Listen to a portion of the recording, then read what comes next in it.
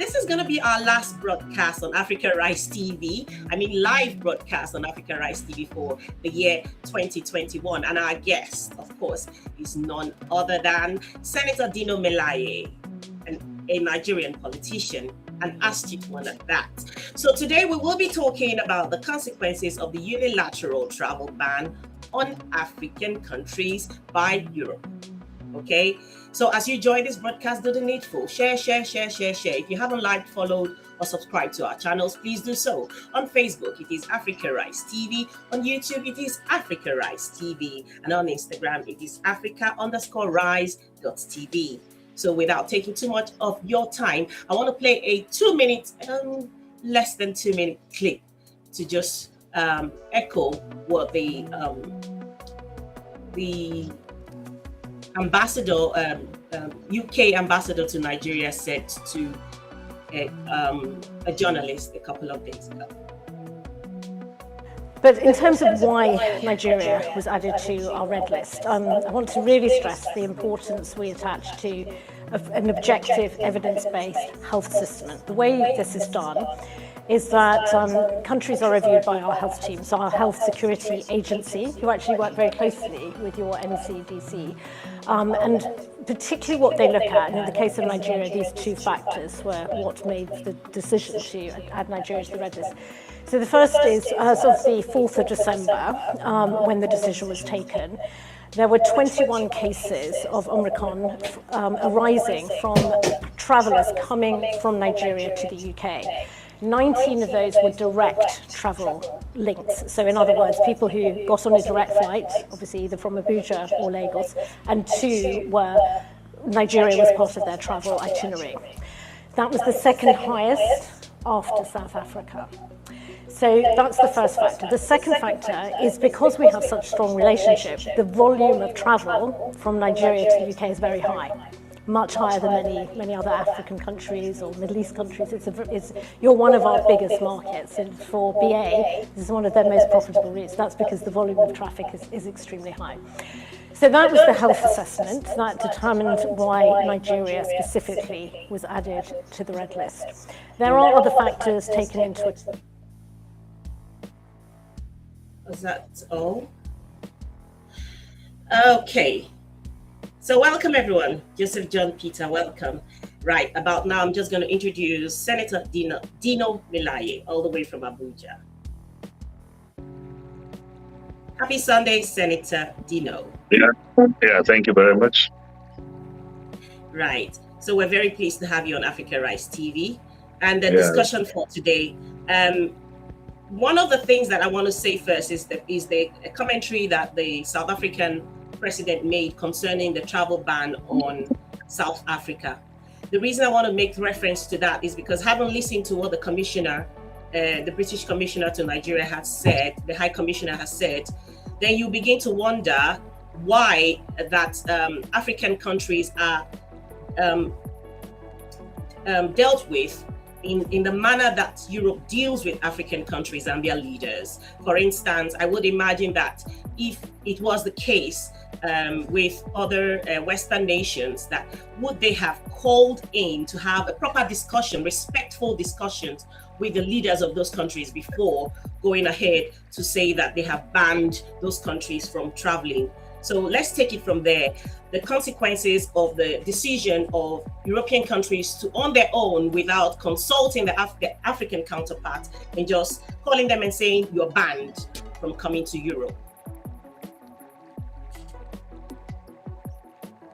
Basically, I want to say that the way Africa has been treated by the Western world has not changed from the days of imperialism to what we have today. So nothing has actually changed. The disrespect, the disregard, the nonchalant attitude towards the continent of Africa has remained persistent, if not at a more alarming magnitude and rate. It is actually very disgusting and disrespectful that there are no bilateral talks before policy decisions have been made by these Western countries. For example, if there's an infraction between the UK and the United States of America, will United Kingdom take such unceremonious decision in banning American Airlines from coming to the UK? No. There will be bilateral talks. There will be mutual respect. There will be diplomatic truce, and before decisions can be reached. But because these continents or these countries have no regard for Africa, they see Africa as a secondary continent. They see us as a subservient continent. They see us as a dependent continent. So that is why decisions have been made against us, and they get away with it. Unfortunately, we have leaders who also are very apologetic. We have leaders who do not see themselves as in their rights as presidents. You see presidents of Africa visiting some of these super nations and ridiculing themselves and subjecting themselves to protocol that can only be accorded to a junior minister from any of these Western worlds. We've seen African presidents going to the airport to receive Secretary of State from this country, to receive ministers and wives of presidents from these countries. And this is actually the reason why they perpetuated this insubordination or this disregard for the African continent. And I think the blame goes to our leaders who have refused to prioritize the sovereignty of their nations, who have refused to show capacity and capacity and capabilities as leaders. I think that is, if not, there's no reason why we won't be treated the way we've been treated. If ourselves show a lot of disregard and disrespect. For example, I've seen the president of Nigeria go around the world coloring Nigeria as a country that is corrupt, coloring Nigerian youth as lazy people. Then there's no way you will expect regard and respect from people, you as yourself. I mean, you can never see Biden speaking low of America, despite the atrocities in America. You can never see the Prime Minister of Britain speaking low of the United Kingdom, despite all odds. But because we ourselves do not celebrate ourselves, we have not positioned ourselves on the global picture where we will be regarded and respected. So definitely these people will continue to treat us with disdain like they have continuously done. So the issue of airline is just one out of many daily disrespects for the African continent. So only we as Africans can cure this problem. It's not going to come from the Western world, it's not going to come from UK, it's not going to come from America or from any of these civilized Western countries. Only Africans themselves can reject this type of colossal disregard and disrespect from these countries. Right. I absolutely agree with you.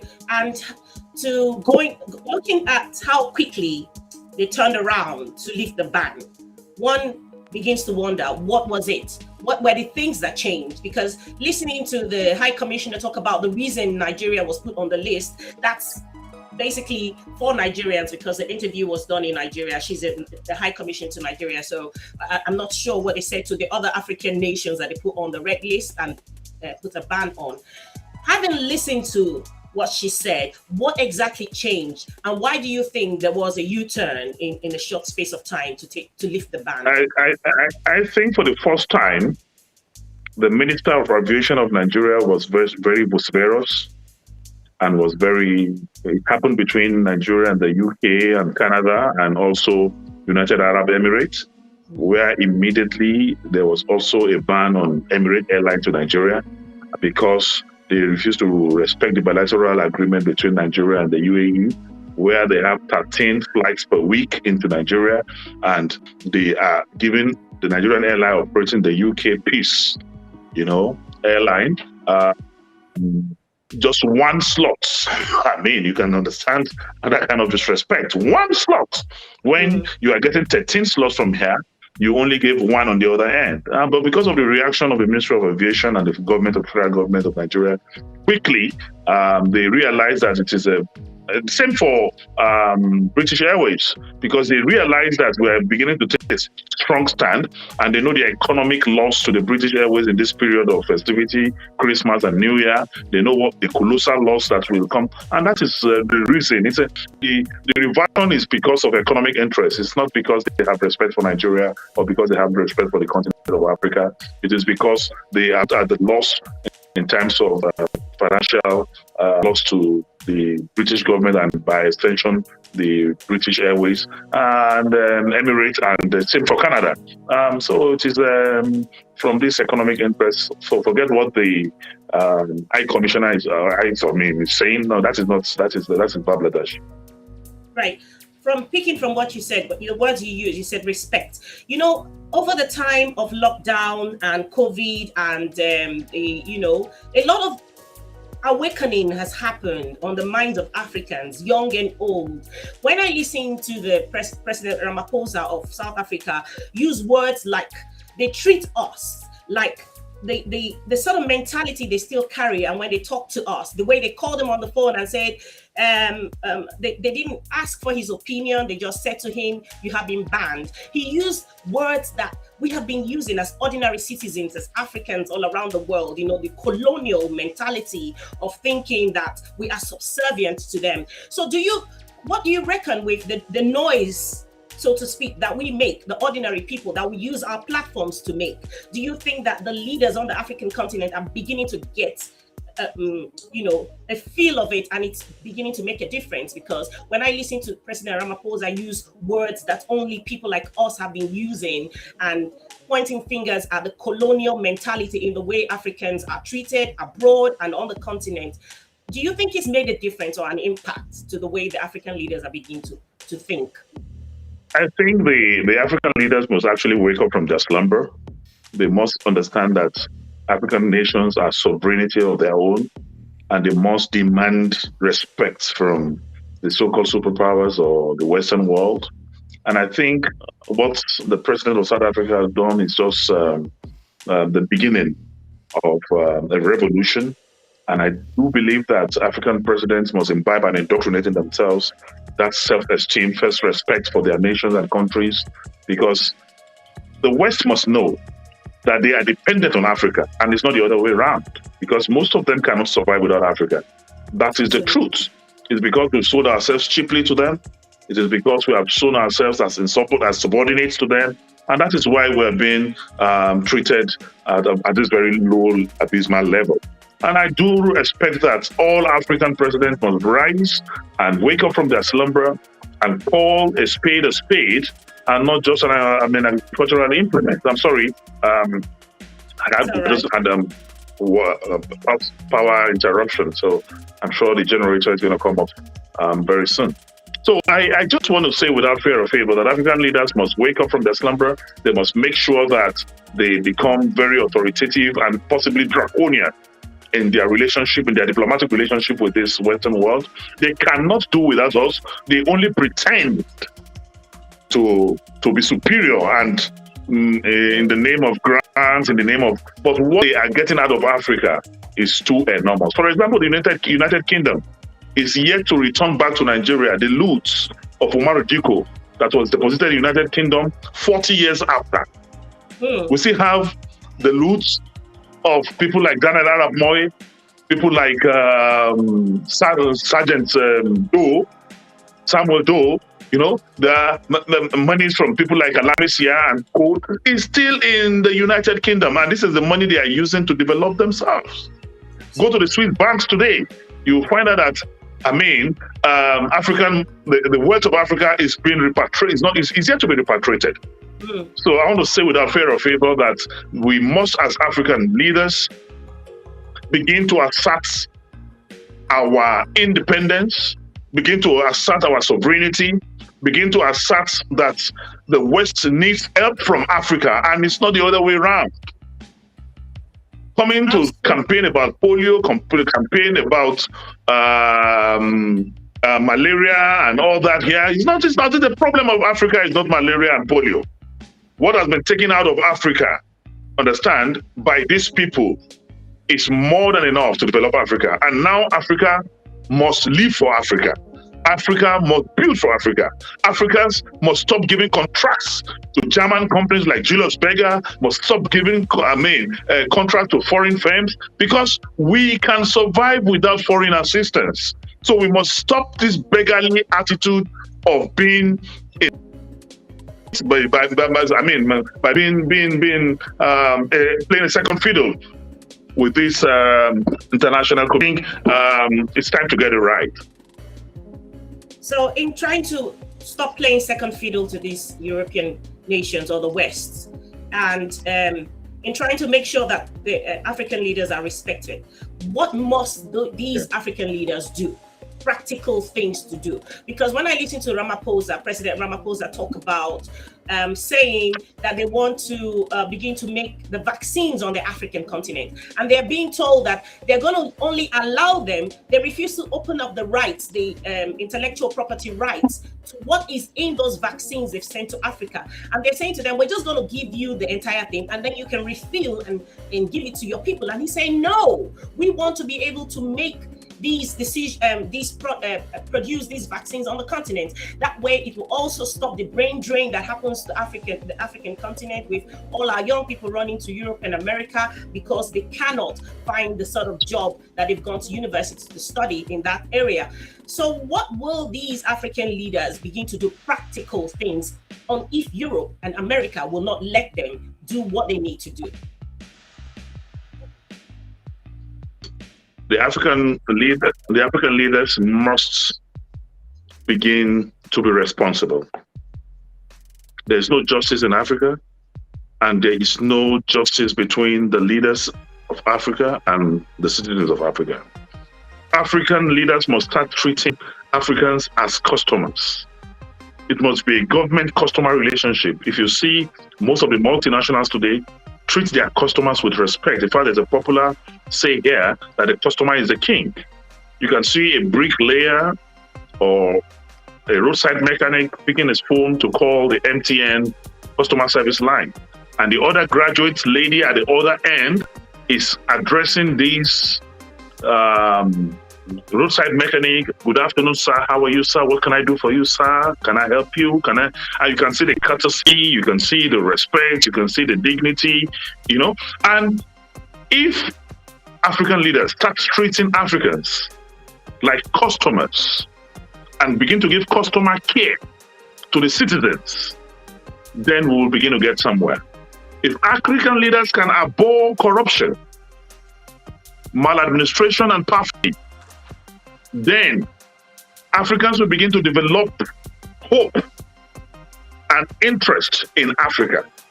But because of the satanic manifestations of our leaders, because of corruption, because of nepotism, because of ethnicism, because of sectionalism, because of religious bigotry, Africans have been completely disillusioned and disenchanted with their leaders. So the ability to produce the Africa of our dream, or allow intellectually mobile Africans to deposit knowledge in Africa, is not there. So that is responsible for the exports of ideas, of brains, of professionalism. That's why doctors are moving out of Africa, engineers are moving out of Africa, nurses are moving out of Africa, because our African leaders have not created that enabling environment to make Africa prosper. And these actions have a negative concomitant effect on the relationship with the West. Because they know there is a dichotomy at home, there's a disagreement at home, and we are living in a pitiable situation here. So they capitalize on that and they use it to divide us further. So African leaders must give justice to our citizens. Because once there's no justice, there can be no peace. And once there's no peace, there can be no progress. And once there's no progress, it's the beginning of anarchy, it's the beginning of instability, both political and economic. So definitely, the problem is African leaders must give justice to our citizens, must respect our citizens, must eschew corruption, must make sure that industrialization becomes the order of the day. Instead of building strong institutions in Africa, African leaders are busy building strong individuals. And any situation where you find that in any country you find out, it will end up creating a perilous situation. And that is why most African countries are living in perilous times. That is why infrastructurally we are backward, economically we are not reliant, and politically we are not stable. Because you need first to create a people's Africa, a people's nation. There must be a relationship between the citizens of a country and their leaders.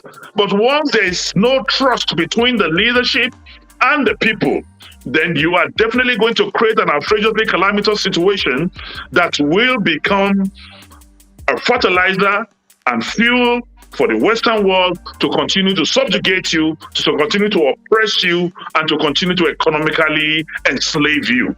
So basically, African leaders must become leaders with conscience, must build capacity and capability, must take education so much. Education must become our watchword. United Nations have recommended 26% of our budget dedicated to education. No African country today, apart from Rwanda, is getting close to even 15% of their budget, dedicated to education. So you cannot thrive in a situation where you have educated illiterates, have big graduates, and you have illiterates dominating the economy. In today's world of globalization, in today's world that the world has become a global market, that everything is IT based, the more you have illiterates, the more problematic it becomes. So, the XYZ of what I'm trying to say in essence is that African leaders must come out of their cocoon, must create trust between the citizens and government, because government is not owned by those in government, government is owned by the people. So that relationship must be created, and the citizen must have hope, because there's no policy that will be formulated without the cooperation of the people. It cannot be implemented. And once the people are so disillusioned and they are disenchanted and they are disoriented and they have no respect for leadership, you can never get the actualization and implementation of most indigenous policies out there. So you cannot get industrialized except that you are working with the people. We have seen example that it is possible in Africa. We have seen the example of Tanzania. We have seen the example of Tunisia. We have seen the example of Rwanda. And we can see that with the effort being made recently in Egypt, that we Africans can fix our problems. We Africans can become self-reliant. We Africans can become economically bogus. We can become economically reliant. We don't need these people. And you see Gaddafi did that, and he did it successfully. So we can, if we change our ideology, we change our philosophy, we change our orientation, and our leaders become true leaders, selfless leaders like they are supposed to be. Absolutely, I agree with you. However, you will also agree with me that when someone has enjoyed the perks of corruption, the perks in a society that allows for them to enjoy certain privileges, they will not be the ones to put into to want these changes that we're talking about to happen. The people who are in corridors of powers today don't want anything to change as far as it benefits them. You yourself has been in the National Assembly as a member of House of Representatives, then went on to becoming a senator. And that will make me take this read from Don Picasso from Facebook. He says, with experience as European-based, Europeans neither see nor treat us as equal humans, Senator Dino. Why can't you contest for presidency, he says, and if you happen to become president tomorrow, how do you intend to change the way Europeans treat Africans, especially Nigerians? You know, you first must start this. Nigeria for Nigerians. You must start the Nigeria for Nigerians policy, whereby no more use of expatriates in the construction industry in Nigeria, because we have qualified engineers, we have qualified technocrats, we have qualified architects, who have made outstanding, remarkable stand across the globe. So there's no reason why the likes of Julius Berger should still be operating in Nigeria. And hundreds of thousands of billions paid to these expatriate construction firms, and it's been looted and flown out of this country because they take this money back to Germany. There's no reason why CCCG, a Chinese company, is dominating the construction industry in Nigeria when the National Society of Engineers in Nigeria have the capacity to build bridges, to construct, no matter what you want to construct across the globe. We have those who have the competence, the intellectual mobility and sagacity to do so. So you must first ask them to leave. It is so sad that even in this country today, there's a Turkish hospital, there's an Israeli hospital. Very soon you have American hospital in Nigeria. Are you saying that our doctors do not have the capacity to run our hospitals? Ceteris paribus, all things being equal.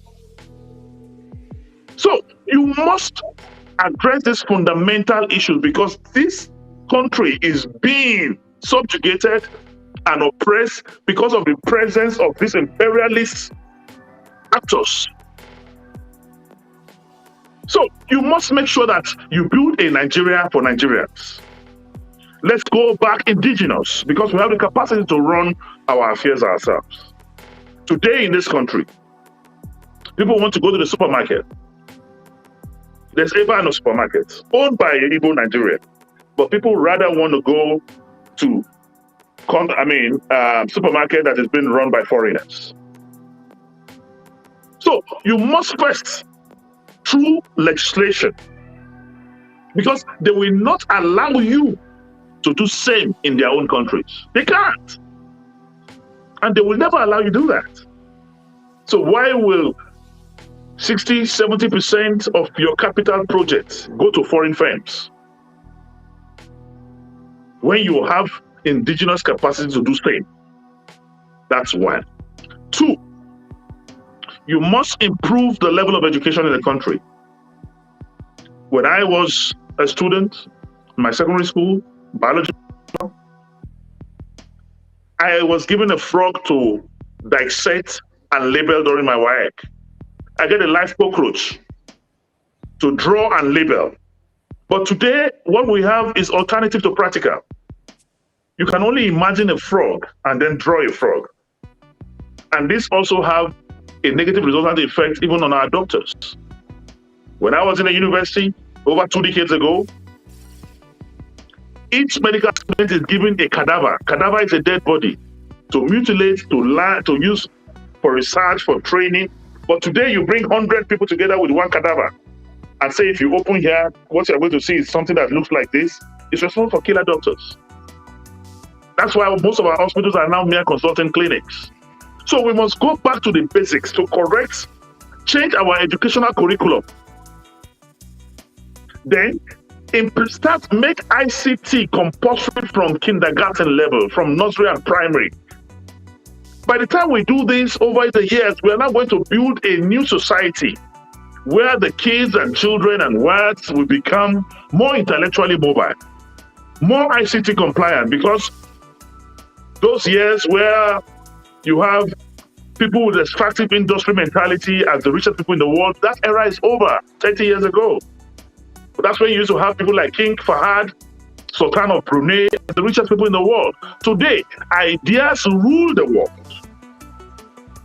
Idea is the new oil. Today, you say Uber. Uber is not they don't have one car. You use your money to buy the car, you fuel the car, you drive the car, and Uber is making the money. Take, for example, Zoom. Zoom net billions of dollars in 6 months after COVID. It's just an idea. It's an act. So the richest people in the world today are not those who practice in the extractive industry, but those who develop ideas and capacity. The Bill Gates, the Ross Perot, the Zuckerbergs, all of them.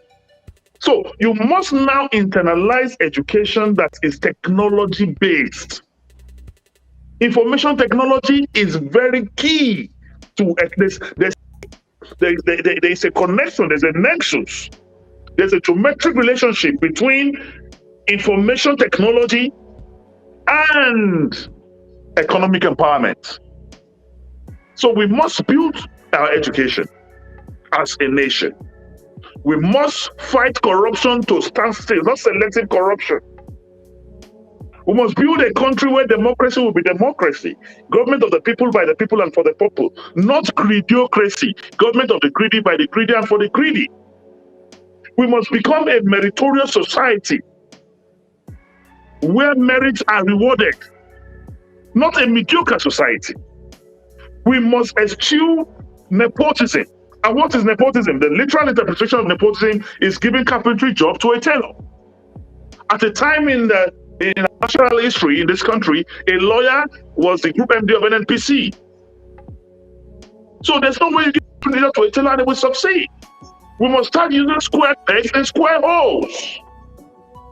That is how to build a new Nigeria of our dream that will meet the challenges of the 21st century.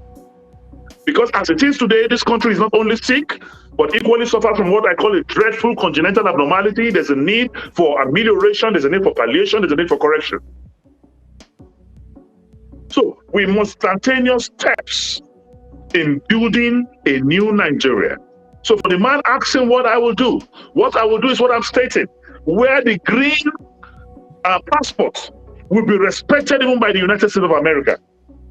Where you have a president that have a global platform who will speak and presidents of nations will listen. But unfortunately, as it is today, you cannot give what you don't have. Once your leader is not respected, the entire country is not respected. The day your leader becomes respected, the entire country will be respected. Today, because of Kagame in Rwanda, it's been respected. Rwandans have been respected. Innovation and creativity is allowed in Rwanda. No Rwanda remember the pain of genocide. No Rwanda will even speak about genocide again, because that has been overtaken with progressive democratic values and norms. And that is what we need in Nigeria. When I was growing up as my social studies, what I'm taught in my social studies, just great ethnic consciousness. It teaches me about Jaja of Opobo, Awolowo of Western Nigeria, Azikiwe of Eastern Nigeria, Sardauna of Northern Nigeria. So even at that kindergarten stage, ethnic consciousness is already imbibed and indoctrinated in me. I see myself as not as South. So nobody will do that. Americans will not do that. If you say an American and you say, how are you an American? I say, yeah, where are you from in America? They'll look at you as sick. You don't say I'm an American. But today, we are so ethnic conscious to the extent that when you go to the hospital, government hospital, the form you are going to fill, there's a column for religion, there's a column for tribe, there's a column for local government. How will that facilitate your recovery? We have become too ethnic conscious and it's responsible for the retardation of progress. So we must first unify ourselves. And that's why I will want to go back to the bill I raised in the Senate, where I said instead of having state of origin, what we should have is state of residence. That bill was killed by my colleagues, but we need that bill so that Emeka can contest for governor in Kano. Abdul Malik can become a councillor in Umuahia. Then Kolawole can become a local government chairman in Maiduguri, because wherever you reside becomes your place. Instead of having, and that will help to unify us as a nation. Nobody, Nigeria becomes a no man's land. Anywhere you reside becomes, that's what happened. Where Clinton contested for governorship in Ankasas, and from there contested presidency, and the wife became a senator from New York. So you find that we need to abolish state of origin, quota system. Those are the divisive tendencies that have helped to retard the progress of our country. So these are the things that I will be looking at, because if you don't solve these imperial problems, there's no way you can make any, headway. So, and the moral decadence in the society is becoming, the magnitude is becoming higher and higher. When I was growing up as a child in Kano, there are no houses. The GRA had no fences. The only time I see tall fences those days is either a zoo or a prison yard. But today, value system has become so deteriorated that people started building tall fences. Later, they started using broken bottles as barrier on fences. Situation got further deteriorated. It became barbed wire. Today, it's electric fence. From beware of lion, beware of dogs, now beware of lion, beware of crocodile. It shows that there is a geometric reduction in our value system. And we need to check it quickly. When I was growing up, there's no difference in my primary school between Aminu and Kolawole. We were always see ourselves as one. Christmas, we share food to all Muslims in the neighborhood. I can tell you the name of every family to the sixth family. But today I live in Abuja here. My kids do not even know who are the kids in the next house. So it's a precarious situation that should be checked. And with taking care of these basics, you cannot build an egalitarian society. You cannot build a new Nigeria of our dreams. Right. So I want to ask, there are comments that I want to take, but I want to bring it to the point where comparing our government to parents at home and the citizens as children, young children growing up. What happens in a society where the ills are celebrated and made to look like it's the norm, it's become the norm? And then the ordinary people who try to do good are made to look like they're foolish. And so one morning somebody wakes up, he's done good all his life, and he just realizes that he cannot survive continuing to try to stay on the straight and narrow, because the leaders in the society have gotten to the point, what's the word now? Publicize and normalize things that should be frowned at, attitudes that should be frowned at, things that are now norms and values, especially in Nigeria, are things that we should be ashamed of and embarrassed about. So if systems are not strengthened, we can never get to the point where all these things you have enumerated will be able to come to fruition. And who are these people who will make sure that the laws are the bills and the laws are passed to make sure that systems are strengthened? And then, because Mr. A knows that if I do this, the law is not going to look at my face and say that because I'm Senator Dino, I cannot be dealt with. There is a comment from Helen D who says, but our leaders run to the West. Even Senator Dino run to the West with his family. So when we get to that point where we don't make traveling out of the country as leaders to the Western world, do you think that will will affect the ordinary people's psychology? Psychologically, anyway, will affect them in a way that they begin to want to stay back at home, make sure that everyone is at home trying to fix this problem, and that the leaders are having the right mindset not to demonstrate or publicize the sort of things that misguide young people. Anyway, I want to start by correcting myopic thinking that because you cannot build an egalitarian society when leaders travel abroad. There's nothing wrong with the holiday. And it is rather even very healthy to take vacations, It's a global truth that it is good to take vacations, explore environments, rejuvenate yourself, and come back. So there's nothing wrong with leaders traveling on vacations. There's nothing wrong with taking holidays. There's nothing wrong with traveling with your family. But what we are saying is the fundamentals upon which a country or a society thrives is a basic positive rudiments that will build and catapult that nation from being a developing nation to the developed nation.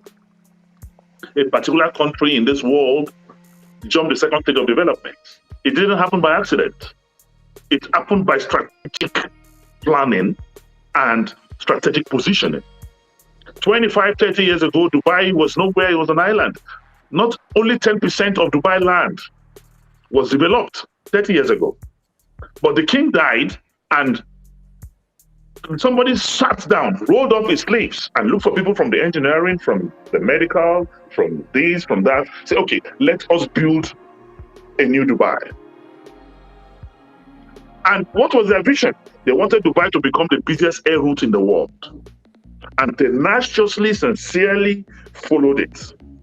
And today, they are there. Nigeria gave some palm oil seedling to Malaysia some 30 something years ago. Today, Malaysia is the largest exporter of palm oil in the world. How did that happen? Strategic thinking, strategic leadership. So it is not because the leaders are going on vacation with their family. No, that's not the problem. The problem is some basic, there must be attitudinal change from both the led and the followers. There must be character reformation, ideological reformation. Today, most of our political parties in this country are not ideologically based. There's a romance between the legislature and the executive. And by design, they are not supposed to be friends. Because the day an accountant and an auditor become friends, then you know fraud is about to take place. Absolutely. The legislature is by design created to check the executive. I'm not saying they should be enemies, but they are by design not supposed to be friends. But where the legislature becomes an appendage or a department of the villa, then automatically the people will suffer because those are the people voted to protect the interests of the country. So these are the kind of fundamentals that I believe should be corrected and ameliorated. And only the people can effect such a change. Because in an unjust society, silence is a crime. So Nigerians must decide to either walk in the light of creative altruism or we perish in the darkness of destructive selfishness. We cannot continue like this and expect a new result. Nigerians must come out of their cocoon. We are where we are today because of fear. People are afraid. I have conquered fear. Federal government versus Dino Melaye, they took me to 12 courts. But I stood my ground. Today I've won 11 of those cases, only one left. Where the federal government is, I'm in court because the federal government sued me, they said attempted suicide.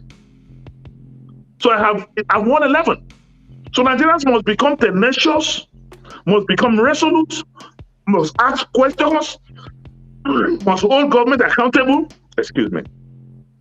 and must be ready to hold leaders accountable at all levels, irrespective of whose horse is guard. So without putting all these vitals together, we will continue, it will just continue to be the same song, the same noise making without results. We have another opportunity in 2023. Are we still going to elect myopic, porous, intellectually stagnant characters who cannot compete on the global stage? Are you still going to elect a president who is going to miss his chances on global platforms? Are you still going to elect a president who cannot sit down with Zuckerberg, cannot sit down with Ross Perot, cannot sit down, with Bill Gates and interact and discuss global politics and global economy? So if you don't get these essentials right, then you are still going to continue to wallow in that gap. And that's what is destroying most African countries, Nigeria inclusive. So we must, as a people, check these basic fundamentals, check these essentials. Without attitudinal reform, without ideological reform, without public service reform, without education reform, without declaring emergency in our health sector, we cannot get there. We must make sure that nepotism becomes a thing of the past. Somebody is going for a job interview. Instead of concentrating on his experience and his capacity and capability, you are asking him what state. The question is, what state are you from? Which local government are you from? Then once you say, oh, I'm from Sokoto State, say, Namune. Okay. Senuba, okay. That is our problem. Nigeria is not a meritorious society. It's a mediocre society.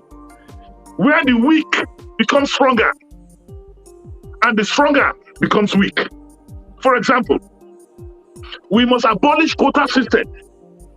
A situation whereby two kids will write JAMB. They went to the same primary school. They went to the same secondary school, taught by the same teachers. But because one is Oluwole from Oyo State, he will need 280 JAMB to read medicine. And one is Kabiru Adamu from Kano. We need only 180 to read medicine. Who is going to make a better doctor among the two? But this man who needs 280 got 270. Instead of being given medicine, they say, go and read anatomy. And the man who got 180 is given a slot to read medicine. Only a mediocre society with mediocre mentality will operate like that. Only a mediocre society will say some states in Nigeria is educationally disadvantageous, while some are educationally advantageous. I have seen Jubril Aminu all the way from Adamawa State in northeastern Nigeria.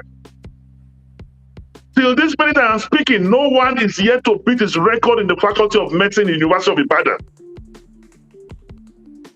Till this date, a Fulani from Adamawa State got the best medical student in the history of University of Ibadan till date. So how will you tell me that somebody from Adamawa State is educationally disadvantaged? So these are the kind of factors that create the kind of that leads to the national system. So without taking these basics, without talking about readdressing the issue of our federation, without talking of restructuring the country, we will just be fooling ourselves. Without constitutional amendments that will make our constitution to meet the technological and scientific demands of recent times, we will still be blabbing. So we must be resolute. Our leaders must come together. When it is time for them to share the dividends at the end of the year, they are one people. Go to brewery, Nigerian brewery, go to Liver Brothers. They are all the same people from north, from south, from west. They sit down on the board, share their dividends at the end of the year. But when it comes to politics, you are not. We are west. But when it comes to economic interest, they have a common ground. Only the people have been deceived. Only the lower class people like the minorities, they have not the Mekunus, the Talakawas that have been disparaged. So I want to call that it is a time in this country to build a new order. And those new orders cannot be built except our spirit and leaders decide to come out of their cocoon, become born again, and then correct these structural defects. If these structural systemic defects are not corrected, irrespective of who you bring as president or as senate president, as governor, we will continue to wallow in abject poverty because you cannot give what you don't have.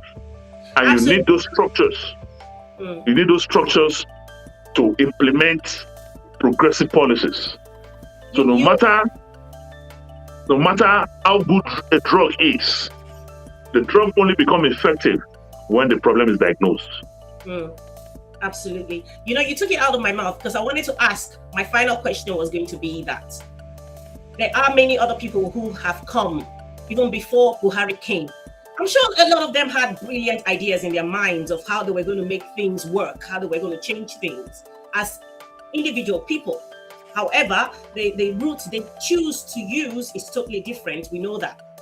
Talking about the entirety of Africa, there have been research made, and there has been an understanding to the fact that because Africa is divided into little tiny little countries. So when we come onto the table of negotiation, we really have no voice because Europe has divided Africa into little countries that have little or no power. So if, for instance, I know that now that Gaddafi is gone, we know a lot more about what Gaddafi's intents or intentions were for the unification of Africa. How do you think that there is someone, of course, O.C.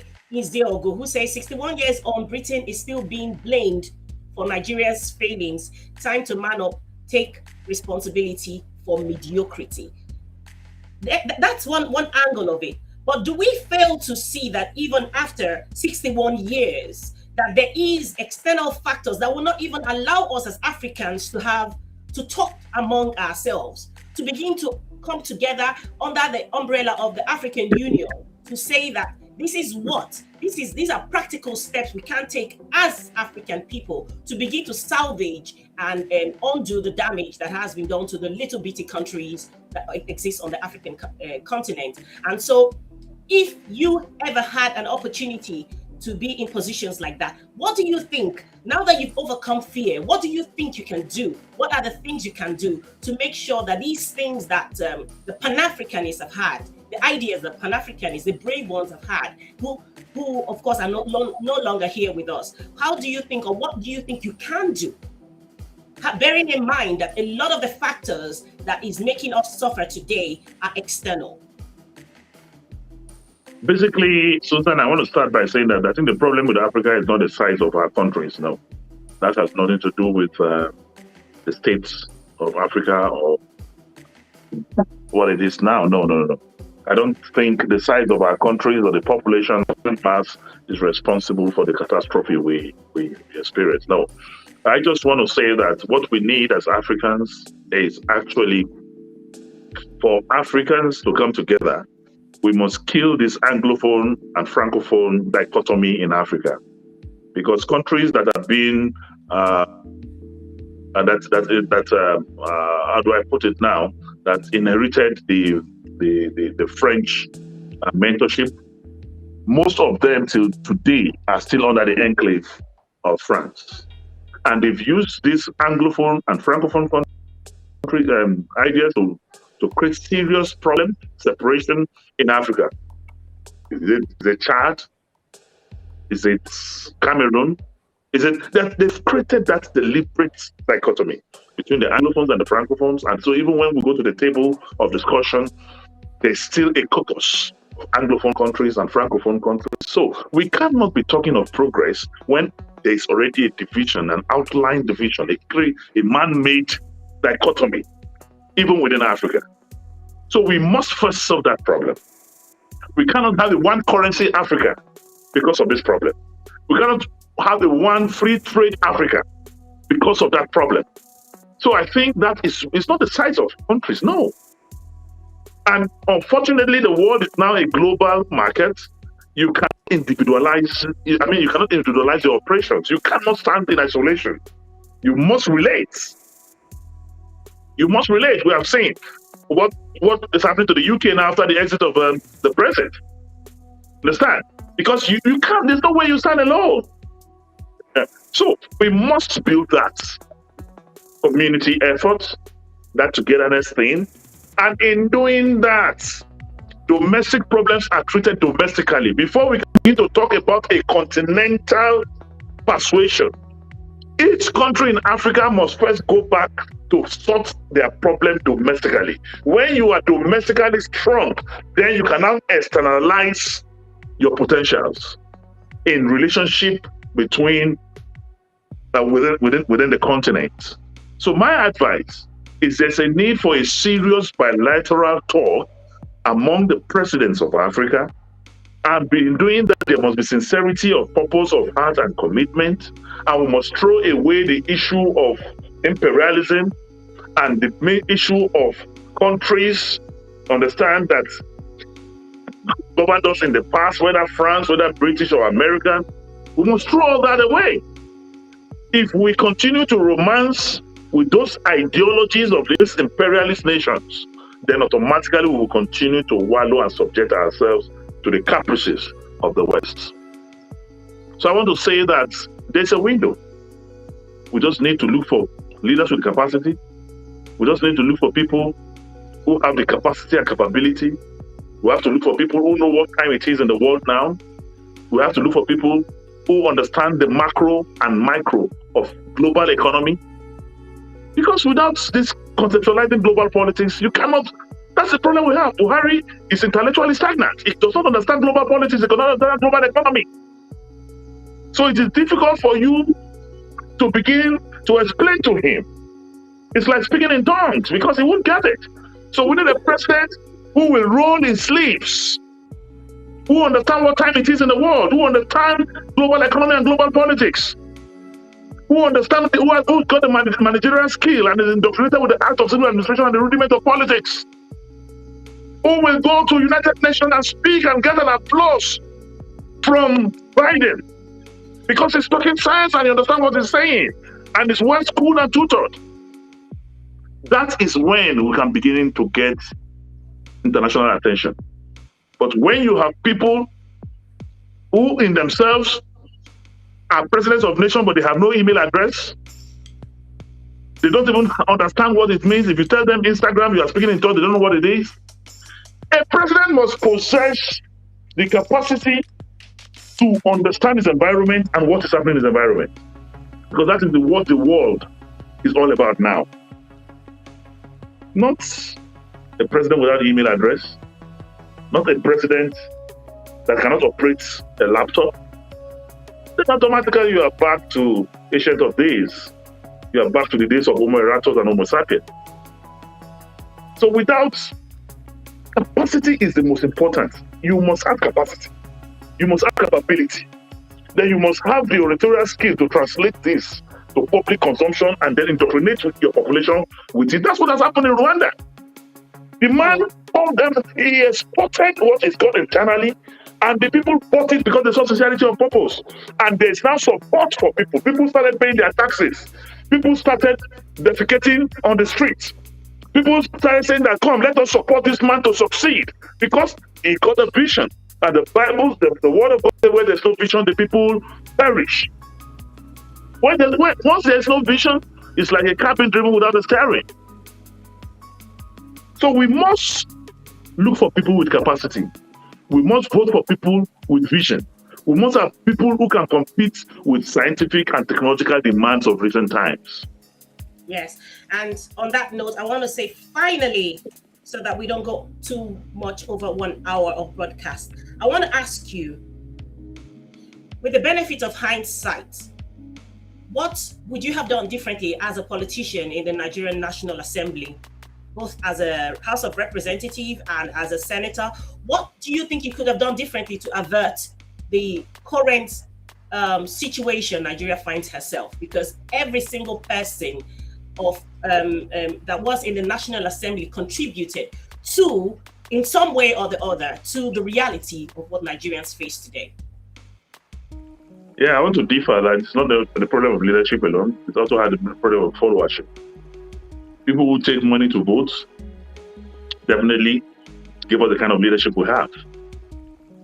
People who refuse to speak when they're supposed to speak also encourage the continuation of this mediocrity we're facing. So it's also the problem of leadership and the problem of followership. And I think the two will have to become born again. So what I think should be done differently is for our leaders to be accountable. And for them to be accountable, the followership must, as a matter of urgent national importance, hold them accountable. Because the truth of the matter, we have no country to call our own but this country. And if we continue like this, then it is an outrageously calamitous situation for all of us. We are completely in grave danger. So I think we should go back to the drawing board. There's a need for Nigerians to discuss, because ab initio, there was no discussion before we agreed to be Nigerians. So whether you call it national conference, whether you call it national discourse, whether you call it, I don't know the name you're going to call it, but there's a need for us to decide to be Nigerians. If you open the first page of the national of the Constitution, what you see is that we, the people of the Federal Republic of Nigeria, solemnly together put this. It is not true. We didn't put it together. So we are living in that. So we must come out first and agree.